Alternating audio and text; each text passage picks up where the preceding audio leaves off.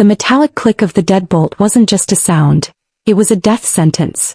As the acrid, heavy stench of gasoline began to seep through the floorboards of our historic Savannah estate, my 6-year-old daughter grabbed my hand with a strength no child should possess. She leaned in, her eyes wide and unervingly calm, and whispered the words that still scream in the back of my mind every time I close my eyes. "Mommy, Daddy didn't go to the airport. He's standing in the garden waiting for us to stop breathing." In that heartbeat, my life shifted from a polished dream of Southern elegance into a cinematic nightmare of cold-blooded betrayal. My husband, the man I had slept beside for a decade, had calculated the price of my soul down to the last cent of my inheritance. This wasn't just a house fire, it was a premeditated execution. And if we didn't find the secret exit my dead mother had promised in my daughter's dreams, we would be nothing but ashes by dawn. The Sterling house in Savannah, Georgia, was supposed to be our sanctuary. It was a sprawling Greek Revival masterpiece with white pillars that reached for the heavens and floor-to-ceiling windows that bathed our lives in golden light. To the tourists passing by on the cobblestone streets, it was a landmark. To me, Elena Sterling, it was the physical manifestation of my family's history. Every creak of the heart pine floors was a heartbeat. Every flicker of the antique chandeliers was a memory. But lately the air inside those grand rooms had grown thin, as if the house itself was holding its breath. "Mommy, look. The moss is waving at us," my daughter Ava called out from the morning room. She was pressed against the glass, her small fingers tracing the Spanish moss that draped from the ancient live oaks outside like tattered lace. I watched her, a lump forming in my throat. Ava lived in a world of vibrant imagination, a stream of consciousness that turned every shadow into a story. I walked over and smoothed her hair, trying to ignore the tremor in my own hands. Breakfast at the Sterling house was a performance of normalcy. My husband, Julian, descended the staircase looking every bit the high-powered investment broker the city admired. He was 40, silver-templed, and wore his tailored suits like armor. To the neighbors and his colleagues at Thorn Equity, Julian was the pinnacle of success and charm. But at the breakfast table his smiles had started to feel like ice, smooth, cold, and transparent. "I have a massive closing in Atlanta this weekend," Julian said, not looking up from his tablet as I poured his coffee. He reached out and ruffled Ava's hair, but his touch felt mechanical. "If this deal goes through, it's a total game-changer for the firm. I'll bring you back that dollhouse you wanted, Ava. The big one. I promise." Ava's eyes sparkled, her innocence a shield I wished I could hide behind. I stayed silent, the knot in my stomach tightening. Ever since my mother passed away 6 months ago, leaving me a multi-million-dollar inheritance and the deed to this estate, Julian had been different. His restlessness was a sharp, jagged thing. He had started talking about liquidating assets and aggressive reinvestment, terms that felt like threats to the legacy I wanted to preserve for Ava. Then there was Beatrice, my mother-in-law. She was a woman of pearls and poison, constantly dropping by uninvited to remind me that I was merely a steward of the Sterling name, implying I wasn't quite refined enough to hold it. Beatrice treated Ava like a project rather than a grandchild, constantly correcting her posture and stifling her laughter. "A Sterling girl must be composed, Elena," she would say, her eyes darting around the room as if appraising the furniture for an auction. That morning the tension was a physical weight. I tried to focus on my upcoming project, a curated exhibit at the Savannah College of Art and Design featuring the lost matriarchs of Southern history. I wanted to tell the stories of women who had been erased from their own legacies. It was my passion, my anchor. But as I worked in my study later that afternoon, the shadows in the corner of the room seemed to stretch longer than they should have. Ava wandered in, clutching an old silver-framed photograph she'd found in a trunk in the attic. "Mommy, is this the lady in the garden?" I took the photo. It was my mother Clara standing in front of the rose bushes she loved so much. My chest constricted with a fresh wave of grief. "Yes, baby. That's Grandma Clara." Ava nodded, her expression suddenly grave. "She talks to me in my sleep, Mommy. She says the house has a secret heart and we have to find it before the smoke comes." I tried to laugh, my heart hammering against my ribs. "Oh honey, you're just having vivid dreams. Grandma Clara loved you very much, but she's gone now." Ava didn't blink. "She said Daddy and the mean lady are whispering about the paper. She said I have to be the one to wake you up." "The mean lady," was her name for Beatrice. I felt a chill that had nothing to do with the air conditioning. I brushed it off, telling myself it was just a child's way of processing the tension in the house. But the seeds of doubt had been planted and they were growing in the dark. A few nights later, Julian claimed he was working late in his library. I walked past the heavy oak doors and noticed they were slightly ajar, a rare mistake for a man who obsessed over privacy. I hesitated, then pushed the door a fraction of an inch further.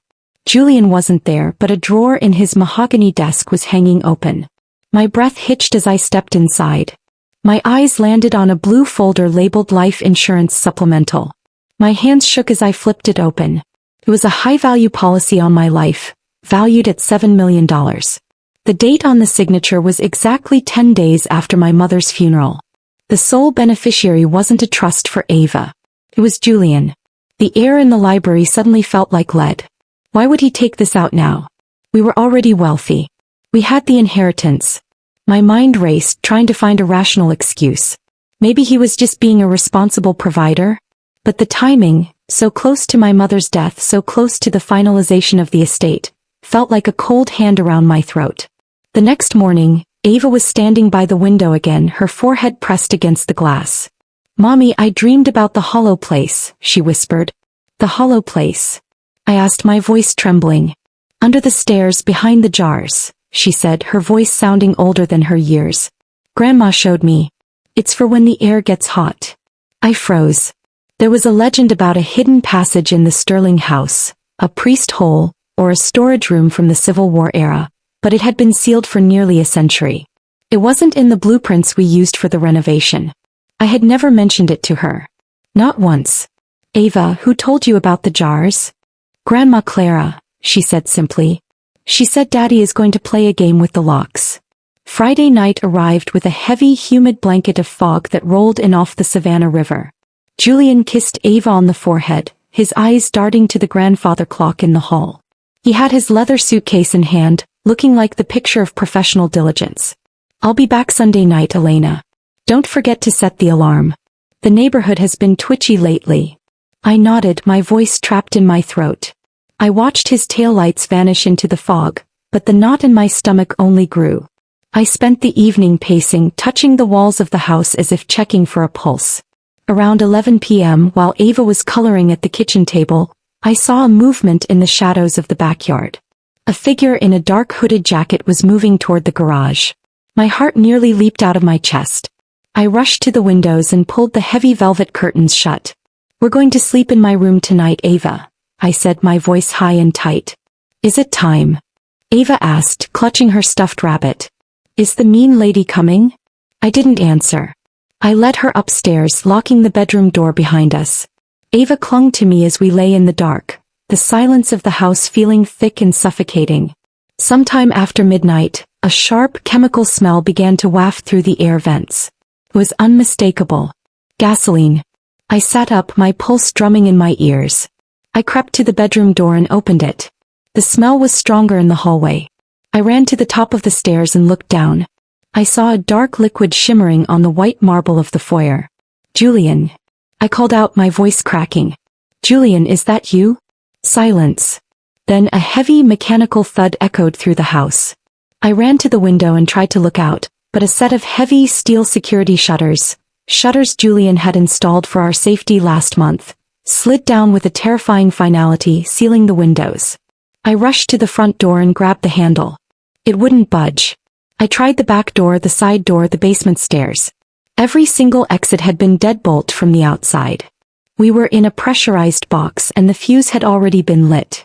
A faint orange glow began to flicker under the kitchen door. The roar of fire consuming drywood erupted with a terrifying suddenness. Smoke, thick and black, began to curl around the edges of the ceiling. Ava appeared at my side, her face pale but her eyes steady. "Mommy, we have to go to the pantry." "Now." "The pantry?" "Ava will be trapped." "The jars, Mommy."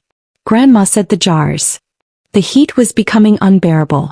I could hear the windows cracking behind the steel shutters, the sound like gunshots. I grabbed Ava's hand and ran through the smoke toward the kitchen pantry. It was a small walk-in closet filled with rows of heirloom preserves and heavy bags of flour. Ava dove to the floor, pushing aside a bottom shelf of heavy stone crocks. "Here, pull the ring." I knelt in the dark, my eyes stinging from the smoke. My fingers found a recessed iron ring hidden beneath a false floorboard. I pulled with every ounce of strength I had left. The floor groaned and swung upward, revealing a narrow stone-lined chute that smelled of damp earth and old secrets. "Go," I hissed. Ava slid in first, her rabbit tucked under her arm. I scrambled in after her, pulling the hatch shut just as the kitchen ceiling collapsed in a shower of sparks and flaming debris. We slid down a smooth, angled stone surface for what felt like miles until we hit a soft dirt floor. "This way," Ava whispered, her voice echoing in the pitch black. She seemed to know the turns before we reached them. We crawled through a tunnel so narrow my shoulders brushed the damp stone on both sides. I could hear the house groaning above us, a dying beast being eaten alive by the fire. Finally, we reached a heavy wooden door covered in rusted iron straps. I threw my shoulder against it. Once, twice. On the third hit, the wood splintered and we burst out into the cool, damp night air. We were inside the old carriage house at the very back of the property, hidden by a dense screen of ivy. I collapsed onto the grass, gasping for air, clutching Ava to my chest. We watched in horrific silence as the Sterling house was swallowed by a pillar of fire that reached for the stars. The orange glow reflected in the fog, painting the world in the color of blood. Ava tugged on my sleeve. "Mommy, look. Daddy is talking to the mean lady." I looked toward the edge of the property near the line of oaks. There, standing by Beatrice's silver sedan, was Julian. He wasn't in Atlanta. He was standing perfectly still, his face illuminated by the fire that was supposed to be his wife's funeral pyre. Beatrice stood beside him, her hand on his arm, her face a mask of cold satisfaction. The betrayal was a physical blow to my gut.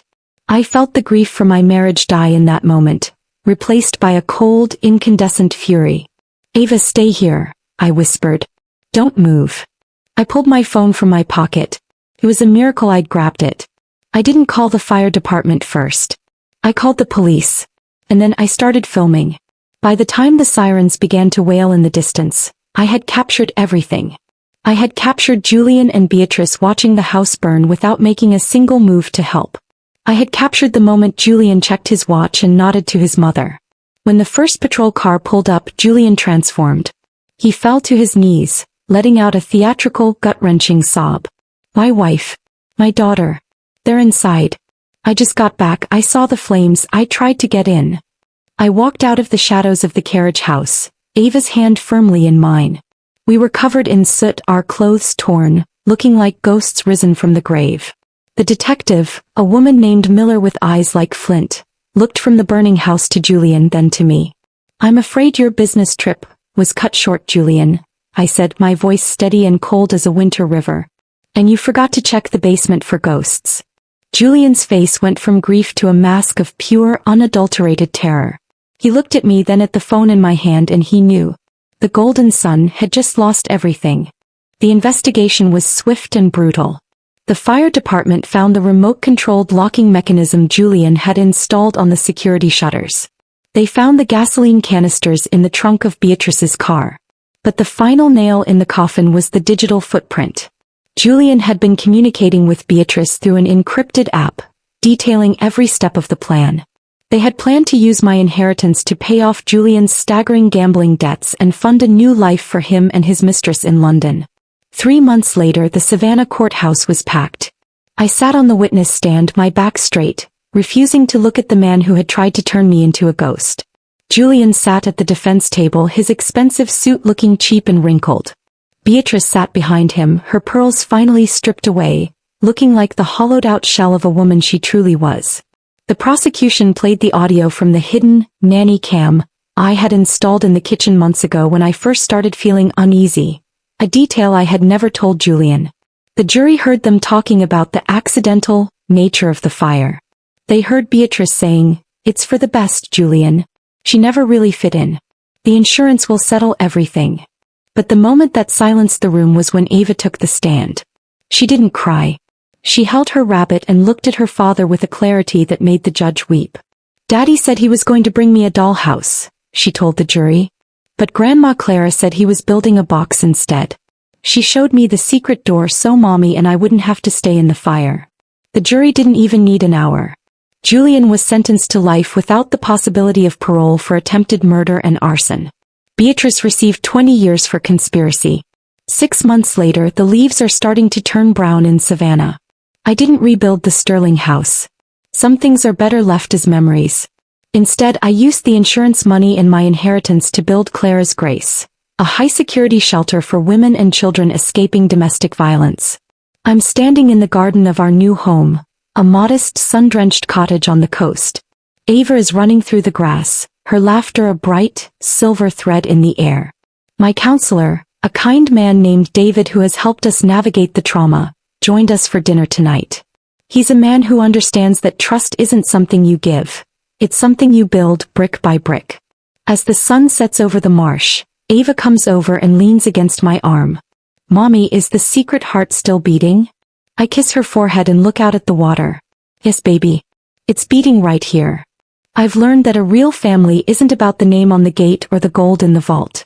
It's about the people who would walk through fire to keep you safe, and the quiet voices that whisper the truth when the world goes dark. Julian tried to burn my life down, but he forgot one thing. You can't kill a legacy that is built on love. And you can never ever outsmart a mother who has her daughter's hand in hers.